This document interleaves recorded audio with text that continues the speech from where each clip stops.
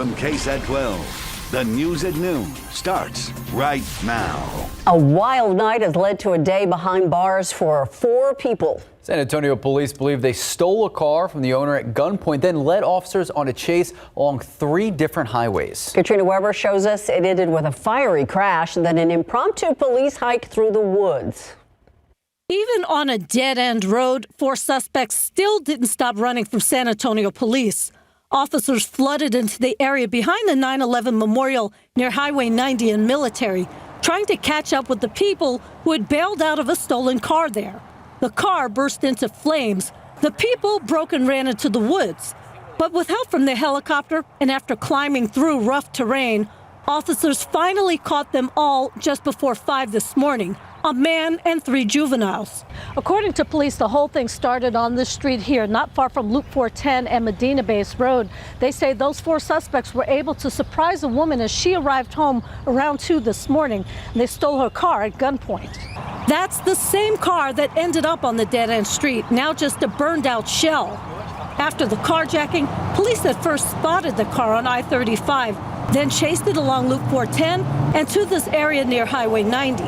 When the suspects drove it onto a park trail, that spelled the end for the stolen car. A tow truck driver arrived later to haul what was left away. The 4 suspects were taken away to jail. Katrina Weber, KSAT 12 News. Let's take a look outside with live cam. Some of us downtown and all the way through the middle of the city just got hit by some rain.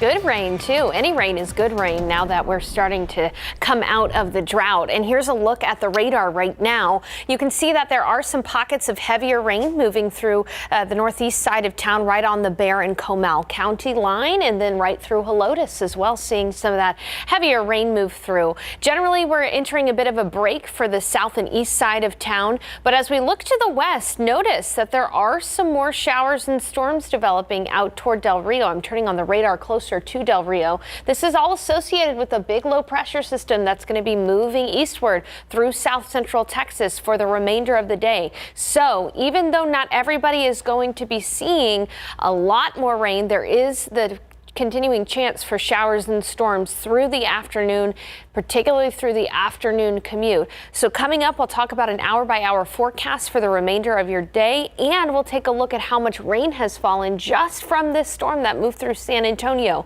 in just a few minutes. Max. Thank you, Sarah. All Uvalde CISD students will not be allowed to bring backpacks to school this week. District officials say this comes after a noticeable increase in non-credible social media threats.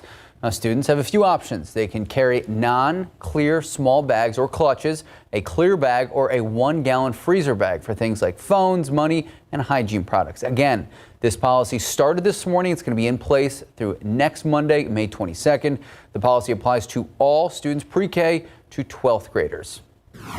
And the trial set to begin for a San Antonio woman accused of driving the wrong way on a hill country highway last summer, killing the driver of another vehicle. 23-year-old Kendall Batchelor facing a felony charge of intoxication manslaughter in connection with that June 2nd crash just outside of Bernie. DPS officials say Batchelor was driving the wrong way on State Highway 46 when her truck hit a sedan head-on, killing the driver, 49-year-old David Belter. Batchelor was taken to University Hospital in San Antonio, treated, later booked by proxy on the felony charge. A change of venue motion in the case was then denied. The trial will be at the Kendall County Courthouse starting at 8 a.m. A man trying to cross the street did not make it to the other side and is now struggling with injuries he received when an SUV hit him last night and took off. It happened around 10:30 in the 3600 block of Culebra near Holy Cross Drive on the city's west side. Police say the man was crossing the street with a skateboard in his hands. Someone in a Suburban ran over him, then drove away from the scene. The man taken to the hospital. He is in critical condition. At last check, police still had not found that SUV driver. As if the roads are not enough of a mess with all the rain, road work in East Bexar County is continuing no matter the weather. They're installing a barrier on the far west side. They're putting up a traffic sign in Kendall County. Stephen Cavazos shows us the closed roads this noon that could still be a problem during the afternoon commute. All right, folks, we are about halfway through the month of May, but we can still expect plenty of road work to take place in and around the Alamo City. So let's get you in the know before you go this work week. I-10 here in Kendall County, sign installation will actually take place today. Should start at 9 in the morning, but will wrap around 3 in the afternoon. Keep in mind, this work's actually going to take place throughout the week, but we're going to see a single eastbound main lane closure from Frederick Creek to US 87. Now over here at State Highway 151 over on the west side of Bexar County, we have barrier installation. Now this does also begin today, Monday, May 15th, but hopefully we'll wrap tomorrow, May 16th. This is overnight, so late night owls, early bird commuters, keep this in mind. 9 in the evening to 5 in the morning is when we'll see that single lane closure on the westbound frontage road. This will be between Wiseman Road to Loop 1604. All right, I have one more for you here off I-10. Yep, east side of Bexar County, we have road work taking place Tuesday, May 16th. This does begin at 9 in the morning and hopefully will wrap at 3 in the afternoon. We'll see the I-10 eastbound frontage road closure. That's between Graytown Road and File Road. But let's get you in the know before you go. Scan this QR code that takes you directly to our KSAT traffic page. We have a full list of the current closures that are happening throughout the month of May, so plan your commute ahead of time. Thank you, Stephen. All right, today, the last day to file an appeal on your property appraisal. So if you're a homeowner or you have friends or families who are homeowners, listen up. All right, this is a lot of people's to-do list. We were talking about it in the newsroom. We've seen an unprecedented jump in valuations. On average, a single-family residence, it is up nearly 28%. Property owners who think the updated valuation is out of whack, yes, you can appeal it. That can be done by filling out the form on the back of the appraisal notice and can be mailed, dropped off in the box right outside of the Bexar Appraisal Office on North Frio. Or the appeal can actually be filed online. We know you might have questions how to do this, when, where. Do it as soon as possible. We have a link right now. Just head to KSAT.com.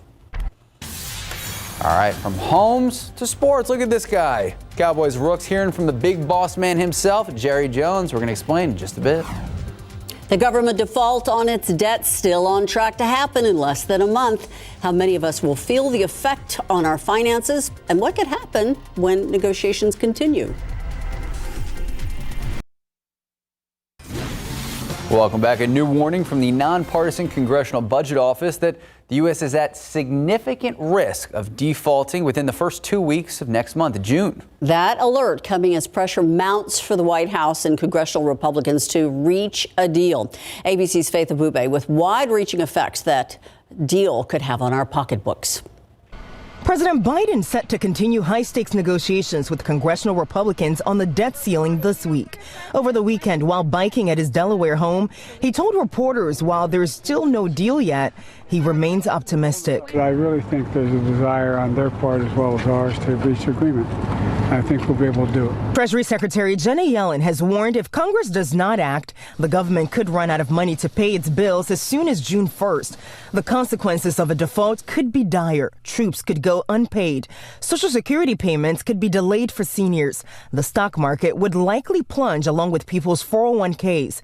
Interest rates would soar and an estimated 8 million people could lose their jobs. While most Republican leaders say the U.S. should not default, they're still taking a hardline approach in their negotiations. We're willing to raise the debt ceiling, but we want meaningful spending cuts and capping spending at 2022 levels. Sources familiar with the negotiations tell ABC News that staff-level talks have been productive, and they say that some possible areas of agreement could include rolling back unspent COVID relief funds and reforming the permitting process for energy projects. And the president suggested he'll meet with Speaker Kevin McCarthy and other top House and Senate leaders again tomorrow. But he is scheduled to head to Japan for the G7 summit Wednesday, putting even more pressure on the negotiators to get a deal done quickly. In Washington, Faith Abube, ABC News. Taking a look outside with live cam. Depending on where you live, you might be carrying an umbrella or you might be seeing the sun.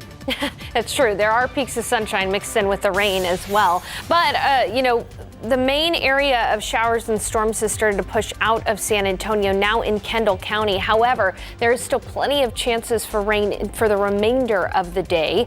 In the pollen count today, molds have been going up because of all of the recent rains. Yesterday, they were very high. Today, down a little bit, but still high, past 3,000. Grass is low. All right, so the aquifer is only up 1/10 of a foot over the past 24 hours. However, it is has gone up by 5 feet since Friday, and we have got some rain falling right now on the contributing and recharge zones of the aquifer. Coming up, we'll be taking a look at how much rain has fallen and what you can expect for the rest of the day and the rest of the week.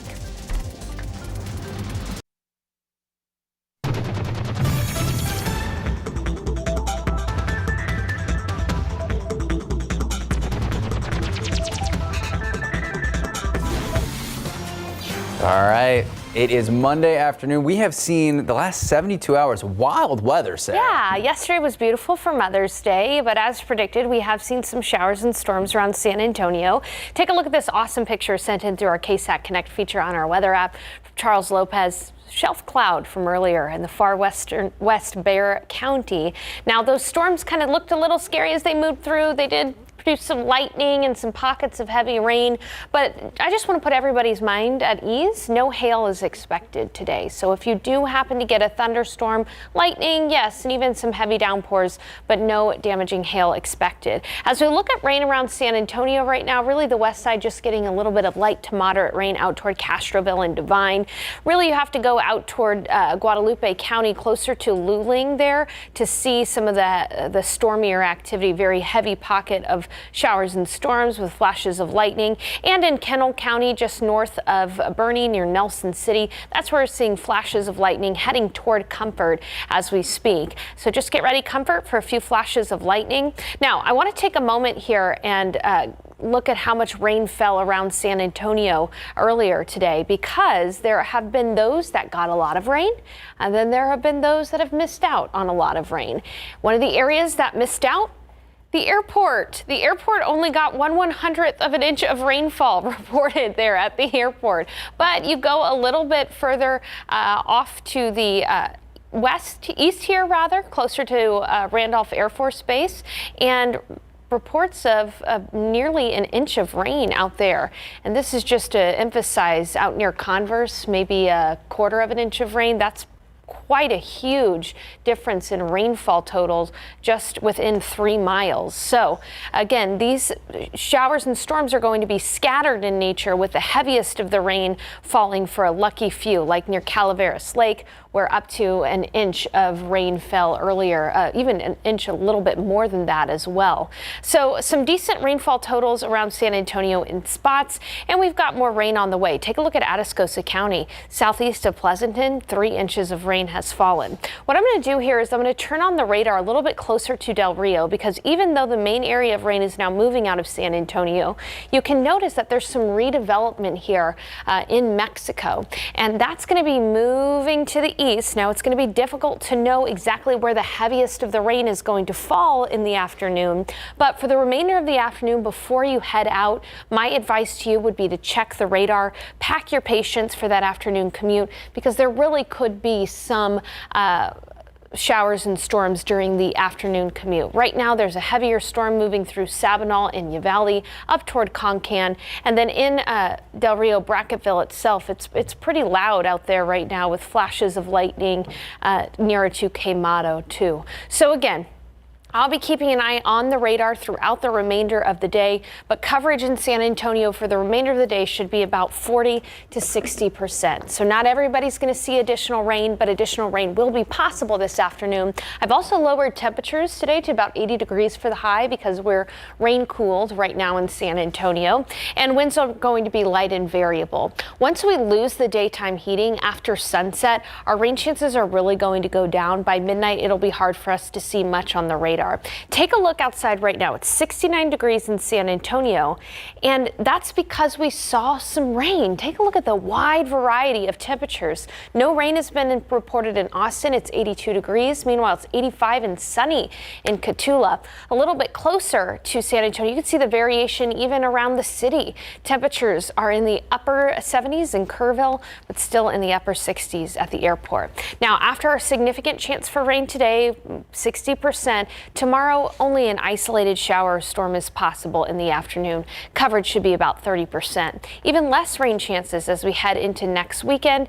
And something to keep in mind is as the rain chances go down, our temperatures are going to go up. We're going to be looking at highs in the upper 80s, even near 90 degrees on Friday with our less rain chances. So it's good that we're getting a little bit more rain in the rain gauges. Coming up, I've got to look at how much rain we've seen this year and how that compares to last year. I hope you'll stick around for that. Should be interesting. Thank you, Sarah. Thank you, Sarah. With Texans rebuilding the franchise seemingly in one foul swoop. Check out the latest from one of the top picks making a big change. That's next. Plus, a night that could dictate the future direction of the Spurs franchise. No, we are not being too grand with this gesture. We're going to explain. That's next. Pro football coverage powered by Davis Law Firm. All right, the Dallas Cowboys' third-round pick, 90th overall. Well, he has a feeling he could be great at Cowboys minicamp. So take a look. DeMarvion Overshown and the other rookies. Look at that. You got the whole squad out there, and you got this guy, the big boss man himself. They got to hear from the general manager and the owner, Jerry Jones, during minicamp, and they got to put on the Cowboys jersey for the first time. But take a look at this. Throwback, third grade for DeMarvion. Look at that. He was asked who his favorite sports team was, and his favorite sport was football, because my dad played this sport. I'm going to play in the NFL one day for the Dallas Cowboys. DeMarvion tweeted the image, but also revealed this when he met with the media. And the funny thing is I wasn't even a huge Cowboy fan growing up, but I knew if I was going to play one place and I had the choice, it was going to be the Cowboys. And, you know, it's the hometown team. So, like I say, it's a blessing getting that call. I'll never forget that moment. The tears instantly just start pouring down. And, you know, the love and the joy that I heard from my family when they saw my name come across the screen as a Dallas Cowboy, I'll never forget it. When you know, you know. The Cowboys OTAs start on Monday, next Monday, May 22nd, at the Star in Frisco. And take a look. As for the Cowboys' schedule and key dates, they're going to open the season September 10th at the Giants. Home opener the following week, hosting Aaron Rodgers and the Jets. Right now, the Cowboys have just 2 noon games this season, taking on the Rams October 29th. 6 primetime games, including Monday Night Football at the Chargers October 16th. Hosting the Detroit Lions Saturday, December 30th, right here on KSAT12. And what about our other Texas team? Look at this. It's a new-look team. Texans' 3rd overall draft pick, Will Anderson Jr. from Alabama, making a big switch this upcoming season for Houston. The linebacker moving to D-end. Something similar that happened to Texans head coach DeMeco Ryans when he made it to the NFL. He's confident, though, that Anderson will be able to make the transition fairly easily and flawlessly. Anderson obviously excited to do whatever it takes to be successful for the team that traded up to draft him. Yeah, just being in Alabama, you know, they kind of prepared us for a little bit of everything, hand in the dirt, and, you know, playing a 2-point stand. So it just kind of made me versatile. But, you know, I'm very excited. However they want to use me, it's just going to be, you know, anything I've kind of did at Alabama. So I'm super excited. But, you know, just to do anything they need me for the team. Look at that, already a team guy. OTAs for the Texans start next Monday as well. This one at Methodist Training Center. And, of course, let's take a look at these key dates. We got the Texans schedule up. Season opener, September 10th, taking on Lamar Jackson and the Ravens. Week 2, they have their home opener with the Colts. And all of the Texans games at noon this season, except for the December 3rd game, taking on Russell Wilson and the Broncos. 3:05, and Deshaun Watson, former Texans quarterback, and the Browns, they're visiting NRG Stadium in December. Did not warrant, though, a late kickoff. Speaking of football, though, championship weekend here in the Alamo City, the Alamo Dome. Oh, it was popping this weekend. Arlington Renegades and the DC Defenders playing in the XFL championship game, wrapping up the season. No contest, though. Really a Cinderella story. Arlington scored 17 straight before DC even got on the board. The Renegades up 20-6 at halftime. Arlington entered the playoffs. Get this. They had a losing record going into the playoffs. Then they won the championship, 35-26. On the other side, the team they beat, they'd only lost 1 game prior to the championship. And of course, this is what we were talking about, Ursula, the 2023 NBA Draft Lottery. It is tomorrow night in Chicago. Pistons, Rockets, Spurs. Well, all the teams really watching ping pong balls bounce around, determining who will get the #1 pick and the rights to select French phenom Victor Wembanyama. So Detroit, Houston, San Antonio, we all have a 14% chance to get Wemby. That's what we're going to call him. Last time the ping pong balls landed in the Spurs' favor, we all know 1997, Tim Duncan, first overall. And well, we all know how that landed. We got a few rings out of it. 38th annual NBA draft lottery determined the order of selection for the first 14 picks of the draft. That's why it's called the lottery. It all goes down Tuesday night, 7 o'clock in Chicago on ESPN. And per the percentages, don't worry, even if you were the most pessimistic Spurs fan, we're probably not going to go lower than 7th overall. So there you go. All right, speaking of basketball, Miami and Boston tipping off the Eastern Conference Finals on Wednesday night, 7:30 in Boston. Denver Nuggets hosting LA Lakers tomorrow night, 7:30. Game 1 of the Western Conference Finals. And if you watched any basketball yesterday, it was really just a trouncing of the Philadelphia 76ers. So RIP to the process. All right. So we should be lighting some candles and bringing all the best karma our we'll way. see. Do you have a favorite of the 4 left? We got Lakers, Nuggets, Celtics, Heat. Just want to throw one out there? I will probably make enemies if I say what. That's fair. Go Spurs, go. Go Spurs. If they're not in it, I'm not in it. I like that. Artificial intelligence already impacting the way we work, the way we live, the way we play, and new evidence showing its impact is also disrupting the financial industry. And it could help you manage your money, too. All right, before we get to that, we're getting to this. Look at this. Ooh, they always have the best treats on SA Live. Oh, are we doing a little barbecue for lunch? Oh, that almost looks like tenderloin, or is it brisket?